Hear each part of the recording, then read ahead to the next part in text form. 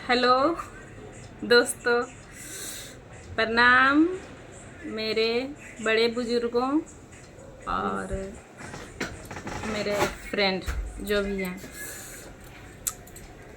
आज मैं इस टॉपिक पर चर्चा करूँगी कि जैसा कि थंबनेल में आपने देखा है कि एक बीपीएससी शिक्षिका भाग गई, तो शायद इसी वजह से आए दिन ये खबर समाचार में यूट्यूब पे हमेशा देखने को मिलता है कि आज ये बीपीएससी शिक्षिका भाग गई, वो भाग गई, बिहार पुलिस कोई भी जॉब कर रही हो लड़की भाग जाती है।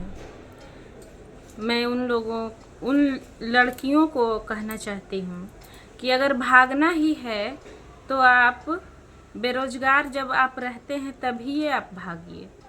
जब आपको जॉब लग जाता है ना तो आप मत भागिए। अगर ज़्यादा ज़िंदगी में परेशानी है तो आत्महत्या कर लीजिए, वो मंजूर रहेगा। क्योंकि जब आप आत्महत्या कर लीजिएगा तो आपकी हो सकता है समस्याओं का समाज को पता चलेगा, लेकिन जब आप भाग जाती हैं तो आपकी समस्याएं किसी को पता नहीं चलता है।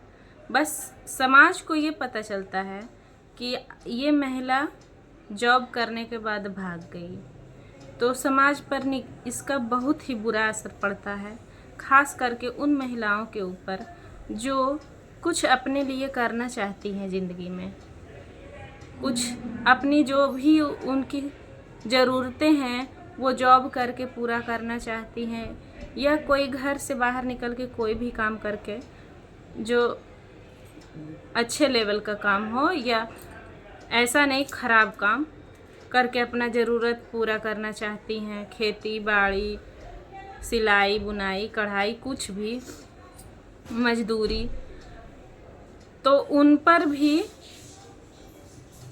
प्रतिबंध लगा दिया जाता है कि घर से बाहर नहीं निकलना है। और ख़ास करके पढ़ने वाली महिलाओं पर तो और भी ज़्यादा, उन पर तो बिल्कुल ही भरोसा हटा दिया जाता है कि ये पढ़ के अच्छे से ज़िंदगी काटेंगे। तो बहकावा में आ जाता है, नहीं बहकावा में आ जाता है लोग। हाँ ये अच्छा नहीं है।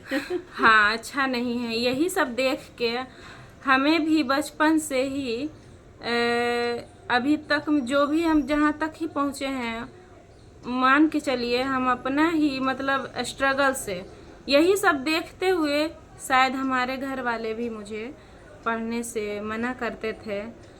आज अगर सपोर्ट करते तो मैं एक छोटा मोटा टीचर नहीं रहती, मैं भी कोई एक बड़ी अधिकारी बनती। लेकिन इसी वजह से, यही नकारात्मक प्रभाव की वजह से हमारा स्ट्रगल इतना ज़्यादा हो गया, पढ़ने से ज़्यादा ये सब न्यूज़ के वजह से, कि हम इतना टूट गए अंदर से कि लगने लगा कि अब टीचर का जॉब भी मिलना असंभव है, ऐसा लगने लगा। लेकिन हम कभी टीचर बनना नहीं चाहते थे। हमेशा हमारा सपना था कि हम एक बड़ा जॉब करें, एक अधिकारी बने, लेकिन हमारा ये सपना सपना ही रह गया, खास करके इन्हीं सब महिलाओं की वजह से जो भाग जाती हैं जॉब के बाद, अपने पति को छोड़ देती हैं। अगर छोड़ना ही है, आपको कुछ करना ही है ज़िंदगी में, अगर उनसे आपके अपने हस्बैंड से आपका लाइफ नहीं चल रहा है तो आप पहले ही छोड़ दीजिए और उसके बाद आप अपनी नई ज़िंदगी की शुरुआत कीजिए। जो भी बनना हो, अधिकारी बनना हो, कुछ भी बनना हो, लेकिन बनने के बाद ये रास्ता, ये कदम उठाना आगामी महिलाओं के भविष्य पर एकदम कुल्हाड़ी मारने जैसा है। तो शायद इसी वजह से कोई अपनी पत्नी या बेटी को पढ़ाना चाहते हैं, लेकिन पत्नी को कोई नहीं पढ़ाना चाहते हैं, बहू को कोई नहीं पढ़ाना चाहते हैं, लेकिन बेटी को पढ़ाना चाहते हैं। और ये भूल जाते हैं कि, और शादी समय से पहले अगर आप अपनी बेटी को पढ़ा रहे हैं तो उनको जॉब लगने दीजिए, तभी उनकी शादी कीजिए, और नहीं तो पढ़ाइए ही मत। हमारा तो ये विचार था, और आपका क्या विचार है? आप ज़रूर बोलिएगा। अब ये हमारी माँ हैं, ये भी जब हम 13 साल के थे, 13 से 14 साल के थे, जब हमारी शादी होने वाली थी, तब मम्मी कहती थी कि हम भी पढ़ना चाहते थे लेकिन हमको पढ़ने नहीं दिया गया। पापा हमको तुम्हारे पढ़ाए नहीं, हम टीचर बनना, मम्मी मेरी टीचर बनना चाहती थी। पापा को गुजरे हुए 5 साल हो गए हैं और मम्मी का एज अभी 55 साल है। 5 साल अगर अभी ये टीचर अगर होती तो 5 साल और ये जॉब कर रही होती, अच्छा खासा इनको रिटायरमेंट भी मिलता, किसी पे डिपेंड नहीं रहना पड़ता। इसलिए ज़िंदगी किसके साथ कब तक चलेगा ये कोई नहीं जानता। इसीलिए अपने आप पे, अपने पैरों पे हमेशा हर किसी को खड़ा होना चाहिए। और हम तो यही बोलेंगे, क्योंकि ये समाज बस अपने ही ज़रूरतों को पूरा कर ले, समाज में जो भी है वही असंभव हो रहा है। इतनी महंगाई में कोई दूसरे को क्या देखेगा। अगर आप अपने पैरों पे हैं तो आप अपनी ज़रूरतों को ज़रूर अच्छे से पूरा कर पाइएगा, चाहे जैसे भी हो कर लीजिएगा, कम या ज़्यादा।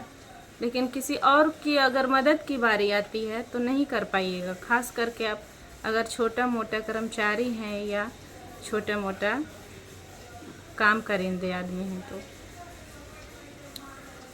बोलो। अगर आपको जॉब करने दिया जाता मम्मी तो आप तो ज़रूर जॉब कर रही होती।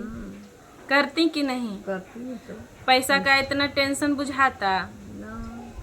तब अफसोस तो एक मन में रहता ही होगा कि हम भी जॉब कर रहे होते तो वो हमको भी कुछ अच्छा लगता। और दूसरी बात, मम्मी हमेशा 2 बच्चों के सपोर्ट में, फेवर में बात करती थी। जब 5 बच्चों का पालन पोषण देखभाल जब मम्मी को करना पड़ता था, इनके मुंह से हमेशा ये सुनने को मिलता था कि 2 ही बच्चा होता तो कितना अच्छा होता। 5 बच्चों का इतना देखभाल करते करते मम्मी थक जाती थी।